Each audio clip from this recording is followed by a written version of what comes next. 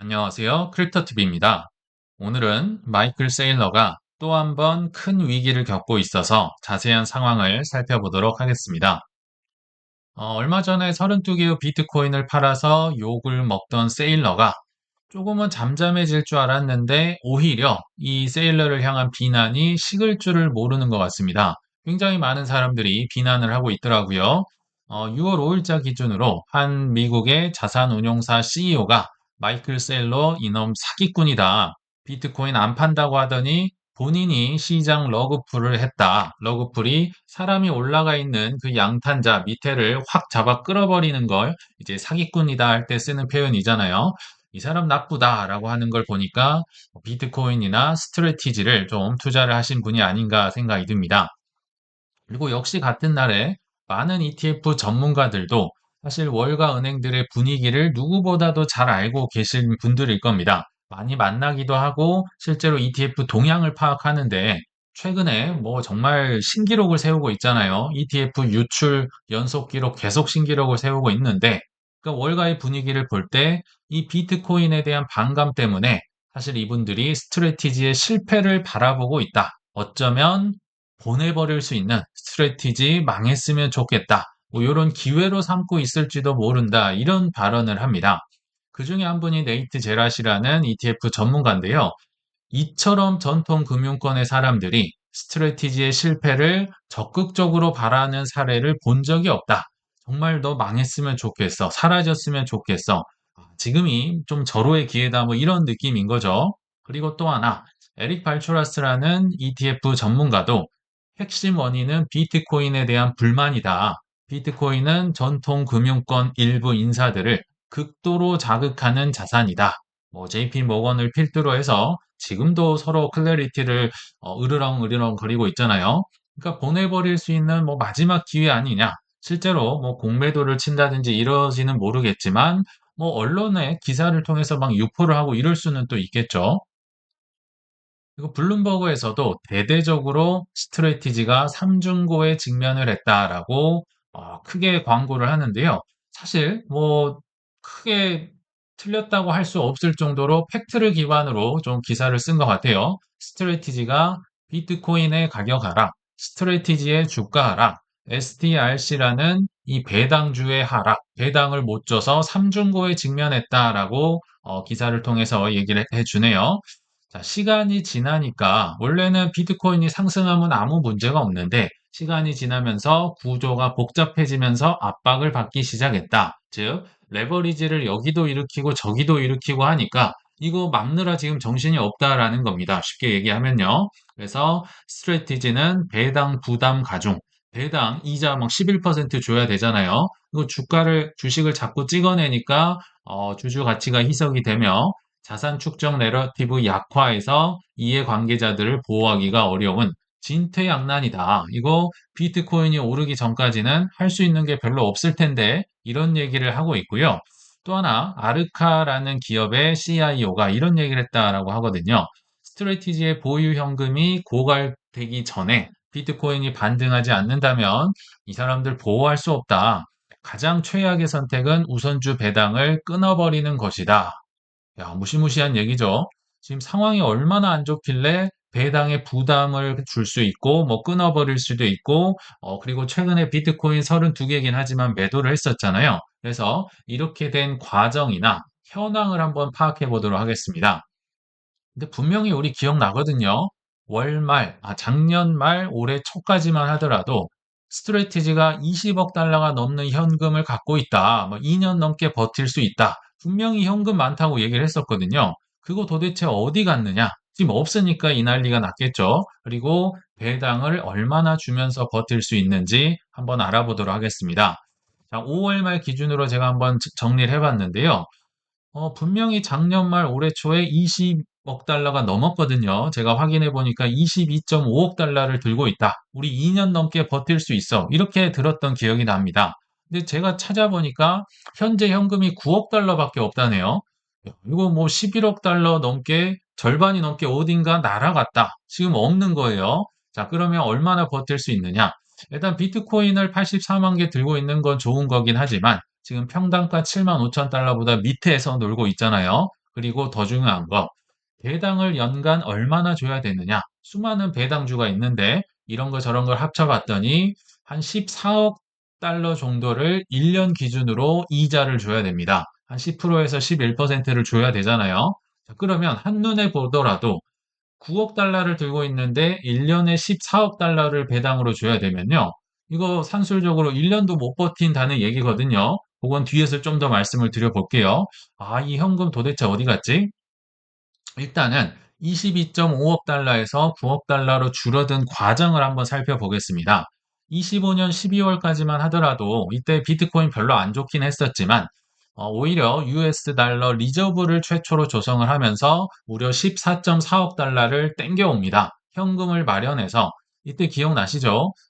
CEO 퐁레라는 분이 우리는 배당주, 우선주 발행할 텐데 21개월치의 배당을 커버할 수 있어.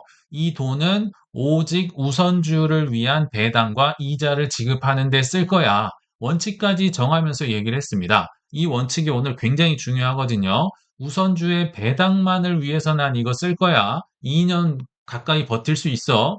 이때까지 해도 전혀 문제가 없겠죠. 그리고 작년 말까지 해서 ATM으로, 그러니까 ATM은 쉽게 얘기하면 주식을 발행해서 그거 판 것으로 돈을 마련하는 것. 그냥 ATM 기를 뭐 돌렸다 이렇게 보셔도 크게 무방합니다. 그래서 주식을 발행해서 팔아서 7.5억 달러를 현금을 더 증액을 합니다. 그래서 22.5억 달러가 나온 겁니다. 그래서 이때 당시만 하더라도 우리 2년도 넘게 2.5년치의 배당을 커버할 수 있어. 우리 안전해. 우리 거 우선주 많이 사세요. 굉장히 든든했겠죠. 그래서 26년 2월까지만 하더라도 야, 여기는 22.5억 달러나 있어. 그리고 배당도 꾸준히 줘 나갔었거든요. 자, 다음으로 가보시죠. 26년도 1월에서 4월까지도 전혀 문제가 없었습니다. 사실 비트코인은 문제가 있었죠. 특히 2월 달에 뭐 6만 달러가 깨지네 만에 했었는데, 그럼에도 원칙대로 했기 때문에 일상적으로 배당이나 이자를 지급을 합니다. 한 3억 달러에서 4억 달러 정도를 여기 뭐 STRC도 있고 STRK도 있고 여러 개가 있는데요. 전혀 문제 없이 지급을 합니다. 근데 문제가 어디서 터졌다? 26년도 5월 달에 터지기 시작합니다.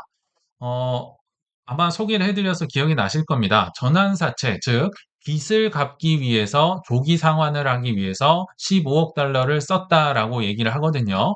빚을 갚는 자체는 얼마든지 좋은 행동일 수 있어요. 근데 문제가 뭐냐면요. 지금 5월 달 기억나시겠지만 비트코인이 8.2만 불까지 크게 요거를 돌파를 했었어요. 굉장히 나름 기분이 좋았겠죠. 그러니까 기분이 너무 좋은 나머지 원칙을 어겨버립니다.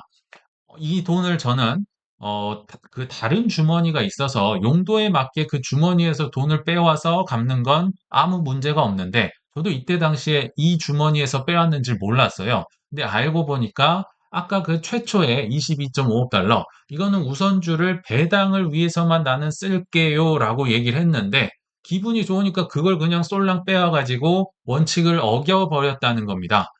문제는 빚을 갚는 건 좋은데 우선주 배당은 줘야 될 거 아니에요? 그러니까 갑자기 돈이 비어버리기 시작한 거죠. 22억 달러 정도가 있었는데 8.7억 달러 정도로 2주 만에 63%의 현금이 사라져 버렸습니다. 야, 이거 큰일 났네요. 배당주는 많이 뿌려놨는데 배당은 14억 달러를 줘야 되는데 8억 달러밖에 없다. 야, 이 원칙을 어긴 대가를 지금 치르고 있다라고 보시면 됩니다. 배당과 이자 지급 전형으로 했었는데, 야, 이거 이게 투자자들이 굉장히 불안해지겠죠? 한 4개월까지는 이자 잘 받았거든요. 야, 근데 돈이 없다는데? 야, 이거 뭐 사면 망하는 거 아니야? 이런 웅성웅성됨이 5월 달부터 생겨났다. 그래서 비트코인 32개를 판 것도 결국은 5월 말이었습니다. 사실 적게 팔았기 때문에 그렇게까지 큰 뭐 뉴스는 아닐 수 있다라고 했는데 보니까 과정이 엉망이었습니다. 결과는 뭐 그렇게까지 악재는 아닌데요. 이 과정을 보니까 원칙을 어겨버려서 돈이 빵꾸가 났다네. 돈이 없어서 ATM으로 또 주식 팔아서 한 1.2억 달러 정도를 마련했고 같은 기간에 비트코인을 32개를 팔 만큼 사실 이건 최후의 수단이었거든요. 근데 큰일 났네, 이거. ATM이랑 비트코인 매도로 연명하는 거 아니야? 이런 우려가 생기면서 그 원칙을 지금 못 지킨 대가를 혹독하게 치르고 있다라고 보시면 됩니다. 그래서 현재 기준으로 한 9억 달러 정도가 있긴 한데 이게 뭐 13개월에서 14개월치를 뭐 줄 수 있다라고 하거든요. 근데 뒤에서 살펴보겠지만 그것도 못 버틸 가능성도 있습니다. 근데 분명히 한 몇 달 전만 하더라도 2.5년치를 들고 있습니다라고 했는데 절반도 넘게 사라져 버렸다. 그래서 위기를 겪고 있고요. 사실 앞서 얘기한 13개월, 14개월도 굉장히 낙관적인 시나리오일 때 가능한 겁니다. 자, 그러면 일단 우선주들 얼마나 많이 발행을 했는지, 1년에 얼마를 배당을 줘야 되는지 한번 살펴볼 텐데요. 여기 그 스트래티지에서 발행한 이 우선주 종목을 5개를 제가 다 가져와 봤습니다. 적게는 8%에서 뭐 10%, 11%를 줘야 되는데, 여기서 핵심은 단연 빨갛게 칠해놓은 STRC입니다. 한 14억 달러라고 친다면 거의 10억 달러를 차지하니까 한 80%를 차지할 정도로 이게 굉장히 큰 비중을 차지하고 있죠. 그러니까 요거 갚아야 되는 게 핵심 위험이다. 한 1년에 13에서 14억 달러를 배당으로 줘야만 합니다. 근데 문제는 9억 달러밖에 없다라고 했잖아요. 그러니까 산술적으로도 1년은 버틸 수가 없는 겁니다. 여기 보시면 낙관적 시나리오, 기본적 시나리오, 비관 시나리오 있는데요. 그냥 가운데 기본만 보겠습니다. 기본적으로 보면 아무리 오래 버텨도 26년 12월쯤에서 27년 2월 이때까지 비트코인이 크게 오르지 않으면요. 그러니까 한 7개월 정도 남은 거죠. 7, 8개월, 9개월 많으면 야, 요거 넘어가는데 비트코인이 안 올라간다? 그러면 ATM 발행도 어려워질 거고요. 우선주도 안 팔릴 거고요. 그래서 위기에 처할 가능성이 높다. 물론 낙관적으로 보면 이제 14개월 버틸 수 있고 비관적으로 보면 26년 10월 정도 되면 위기를 겪는다라고 하는데, 야, 그러니까 스트래티지의 지금 흥망성쇠가 사실 얼마 안 남은 겁니다. 이 조금 위기에 처해 있는 건 팩트로 보입니다. 그러니까 never sell your bitcoin 원칙을 결국은 본인이 원칙을 또 우선주 배당할 거를 다른 주머니에서 빼와 버렸기 때문에 지금 큰 위기를 겪고 있다. 그럼 이렇게 생각하실 수 있겠죠. 대주주들이 그래도 먹여 살려주지 않을까? 왜냐하면 블랙락이다, 뱅가드다 수많은 대주주들이 이 지분을 들고 있잖아요. 같이 망하면 안 되니까 이들이 좀 사주거나 아니면 세일러가 사재를 투입해서 내 돈을 투입하면 안 되냐? 이게 현실적으로는 쉽지가 않습니다. 왜냐하면 이 대주주가 상장사에 사적으로 현금을 투입하려면요. 일단 이사회 승인도 받아야 되고 SEC에 공시도 해야 되는데 이거 하는 순간 이거 이 회사 위기인데 소문이 싹 퍼지기 시작하겠죠. 이게 쉽지 않다. 그리고 맨 밑에 보시면 블랙락이랑 뱅가드 등은 인덱스 펀드의 스트래티지를 자주 넣는 편인데 자신들의 규정이 있어요. 특정 포트폴리오 기업에 선별적으로 자금을 수혈하는 것은 금지돼 있음. 누구는 도와주고 누구는 안 도와주고 하면 본인들의 신뢰가 금이 가겠죠. 그래서 실제로 대주주들이 돈을 막 뿌려가지고 살려주기가 생각보다 녹록지 않다. 그럼 사재를 투입하면 어떠냐? 안타깝게도 마이클 세일러의 사재의 대부분은 스트레이티지 주식입니다. 본인 거 팔았다고 하면 또 소문이 나면서 오히려 더 부정적인 영향을 끼칠 수가 있겠죠. 그래서 이러나 저러나 지금 스트레티지가 바라보는 거는요. 비트코인 가격이 올라야만 합니다. 그래야 ATM을 통해서 보통주를 발행하든지 우선주를 다시 발행을 해서 현금을 만들고 이걸로 해결을 할 수 있다. 그러니까 이게 항상 반복이 되는 것 같아요. 비트코인이 올라가면 천재 소리를 들을 거고 떨어지면 사기꾼이 되는 뭔가 이런 위기의 순간에 또 직면을 해 있지 않나. 일단 현황은 이렇게 파악이 되는 것 같습니다. 자, 그러면 스트래티지가 앞으로 망할까? 그거는 뭐 생각이 갈릴 수 있을 것 같아요. 저도 정확하게 확신할 수 없지만 저는 그래도 둘 중에 하나를 꼽으라면 망하기는 힘들다에 좀 한 표를 던질 것 같습니다. 저는 이런 거를 파악할 때 어떤 방법을 쓰냐면요. 과거의 기록을 찾아보거든요. 이 사람이 과거에 비슷한 경험을 했는데 극복한 적이 있나? 실패를 했는데 어떻게 극복했지? 이게 한 두 번, 세 번 쌓였다? 이거 좀 망하기 힘들다. 저는 그렇게 생각을 합니다. 뭐 인간의 뭐 실패도 다른 면으로도 뭐 사업도 그렇고 마찬가지겠죠. 이분이 일단 살아남았던 가장 큰 위기는 사실 지금이 아니고요. 닷컴 버블 때 살아남았다는 게, 야, 정말 바퀴벌레 같은 생명력이다. 왜냐면요. 닷컴 버블이 무너지고 나서 무려 주가가 마이너스 99.7% 떨어졌습니다. 웬만한 알트코인들 명함도 못 내미는데 그 닷컴 버블이 살아남은 자체가 기적과 같은 일이거든요. 또 뭐 닷컴 버블 무너지는 것도 무너지는 건데요. 여기는 분식 회계 혐의로 SEC가 조사를 했었어요. 야, 이거 뭐 좀 매출 수입 부풀린 거 아니야? 그래서요. 하루 만에 60%가 주가가 떨어지고 전반적으로 99.7%. 근데 이걸 견뎌냈다는 자체가 사실 대단한 기업이다. 그래서 닷컴 버블 시대에 최악의 회계 스캔들이 났다. 사기꾼이다라고 했는데요. 결과적으로는 유죄 판결을 받진 않았어요. SEC와 합의를 해서 벌금을 내고 끝냈고, 이 사람들이 유죄를 뭐 판결을 받았다든지, 유죄를 뭐 이렇게 인정을 했다든지 그런 상황은 없이 그냥 끝났어요. 그래서 뭐 유죄였는지 고의였는지 이런 건 사실 지금도 모릅니다. 그렇지만 이 이후로 무려 20년간 무명의 기업으로 그냥 생존을 위해서 발버둥을 쳤거든요. 그러니까 한물 갔는데 생존을 20년간 했다는 자체가 사실 기적적인 일이 아니었나 생각이 들고요. 그러다가 20년도 8월에 그 유명한 뭐 도박을 선언했다라고 써 있는데요. 회사의 준비금 전액을 비트코인으로 바꿔버리겠다고 비트코인이 한 2천만 원쯤일 때 선언을 합니다. 당연히 난리가 났겠죠. 이 친구가 지금 미쳤구나. 회사를 도박판으로 만들었다. 분식 회계 전과자가 또 사고를 친다. 과거 사기 전력과 엮어서 이 미쳤다, 이 사람. 뭐 수많은 사람들 월가든 주주든 전통금융이 또 욕을 했겠죠. 그렇지만 21년도에 두 번의 쌍봉을 기록하면서 비트코인도 6만 달러가 넘어갔고요. 스트레티지도 1년 만에 10배가 넘는 주가 상승을 기록하면서 지금 몇 번 지옥과 천국을 오갔죠. 그래서 21년도에 들었던 얘기가 비트코인 전도사다, 천재다, 이런 얘기를 또 들었다. 그 뒤로도 또 성승장구만 하면 좋겠는데요. 22년 테라루나 터지고 하면서 모든 기업이 어려웠기 때문에 스트레티지도 또 한 번 엄청난 위기에 봉착을 합니다. 7만 달러대가 2만 달러대까지 떨어지니까 특히나 스트레티지는 레버리지를 쓰고 있었잖아요.